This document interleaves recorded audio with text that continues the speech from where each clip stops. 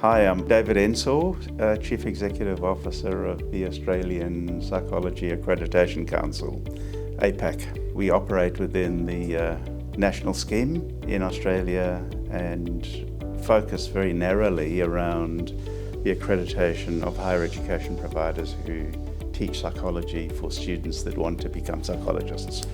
When we wake up every day, our number one priority is the safety of the Australian public. That if I knocked on a psychologist's door or somebody that you loved knocked on a psychologist's door, that they will receive fairly equitable care, whether they're in Brisbane, Perth, Sydney, Melbourne, Bendigo, Ballarat. Well, in our meetings, I often put a glass in the middle of the table and say, just remember what we're all here for, and we're all here for the safety of the Australian public. And I sort of point at the glass as a reminder of, let's imagine that that's somebody we know or somebody out on the street who knocks on the door of a psychologist for support. So we operate by very strong first principles of that's who we are here for.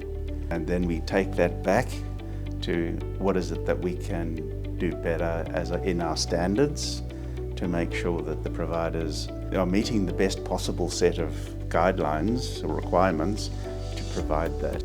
From a cost effectiveness and efficiency point of view, we outsource key functions, and finance is always one function that we outsource because we have the need for the transactional work to be done, but we also have a need for the compliance side to be seen too. I guess when I came into APAC, the transactional side was probably working, but the board and myself certainly had a need to stretch the use of technology in the support of the transactional side, so we weren't chasing paper, or that the automation between different levels of approval and control were clear and seamless, but also that we wanted a partner who is going to help us understand our financial position, understand our trajectory, and help us achieve what we needed to do. So we went to the market and looked at